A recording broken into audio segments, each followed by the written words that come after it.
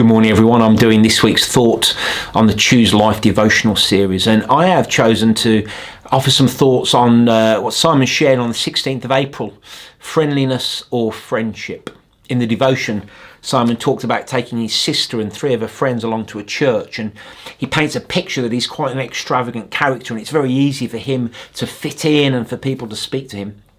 Anyway, at the end of that service, he goes back off to university, and his sister and their friends continue to attend that church week on week. The end of the university term comes and Simon returns home, and of course he attends the church that his sister and her friends have been going to. Instantly, as soon as he walks through the door, the person on hospitality comes up to him and welcomes him, and then turns to the four ladies and just says how great it is that they've chosen to come back. At which point they say, well, we've been here every week. The church was friendly, all right, but being a friend took on a different aspect, a different level of depth of relationship. Quite often, people can say about churches that there is a clear depth of love and relationship they have for one another once you've got in. But getting on the in can be a problem. Often we can be really good at inviting people into our gatherings, into our midst, but not so good at sharing life with them and making more meaningful connections and becoming a friend. God's criteria for calling us his friends is really simple. Believe. That was all that Abraham had to do. Believe in God, and it was accounted to him for righteousness. And he was called the friend of God. Jesus tells us that we are his friends if we love him, and in loving him we'll look to follow him and to follow his teachings. Believe in Jesus, and he's all it is to be called God's friend. The criteria for friendship is broad, not narrow. So how do we do in terms of friendship?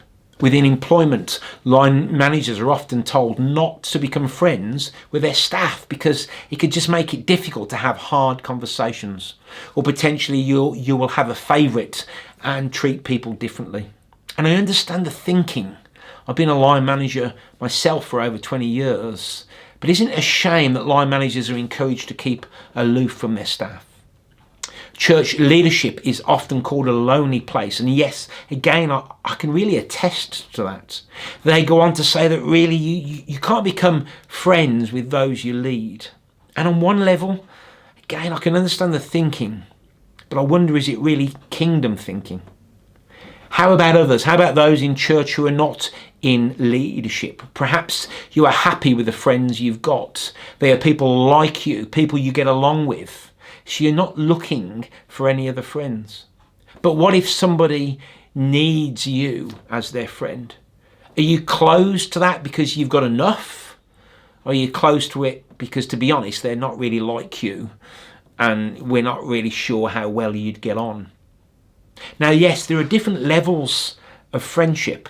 Jesus had the 12. There were those that were in his closest group. But even in the 12, he had the 3 and he had the 1. You could argue he had a best friend, if there is such a thing. Friendships and relationships change. Tonight, I am having a meal with my dear friend, someone who means the world to me. 3 or 4 years ago, we would meet every week. We would spend time together. We would pray. We would talk about the Bible. And now it's nowhere near as frequently, and maybe a few months could go by before we've connected again.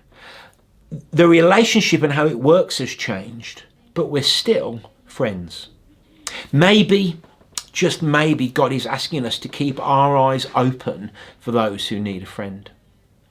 Lastly, perhaps you're listening to this and thinking he's got it dead right. No one knows me at church. I go and I sit and I speak to a few people on occasion, but nobody speaks to me. I hope people in my church are listening to this and would reach out to those people that need a friend. Now, for you, I don't want to minimise in any way, if that's you, how you're feeling. I've been there too at times, and I'm certainly not placing all of the responsibility on you. But to have friends, you need to be a friend. Come early on Sunday when refreshments have been done, or stop back late if your church has refreshments afterwards. Seek to connect with people. Take that step, as difficult and as challenging as it can be. Get involved in your church. If they have membership, become a member. Get involved in a discipleship group. Serve on team. Phone people up. Reach out to people. Be a friend, and you will have friends. Now, if church leaders stay the same, if church leaders say, well, I can't do that. I can't actually really be friends with those I lead. I must keep separate. I must keep slightly aloof. And nothing's going to change. And our church leadership will continue to be a lonely place and continue to be separate from those they lead. If those who are on the in at church say that I have my group, I'm in contact with the people I want to build relationships with, and don't seek to look for people that need a friend, then nothing's going to change. Things will stay the same.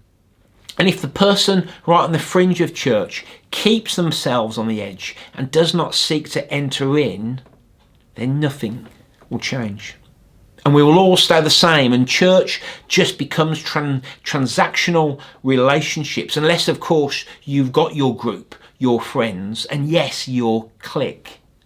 But if we could stop and see, we have a relational God who wants to relate to us and call us friends, and wants us to relate to others in the same way. If we could only today, this day, decide to reach out and to do something different, perhaps we could be the change we want to see in our churches. And perhaps then we really begin to reflect the heart of God.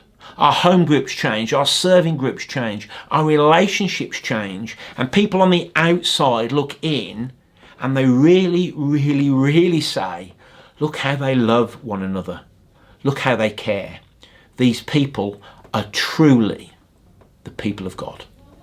Have a great day.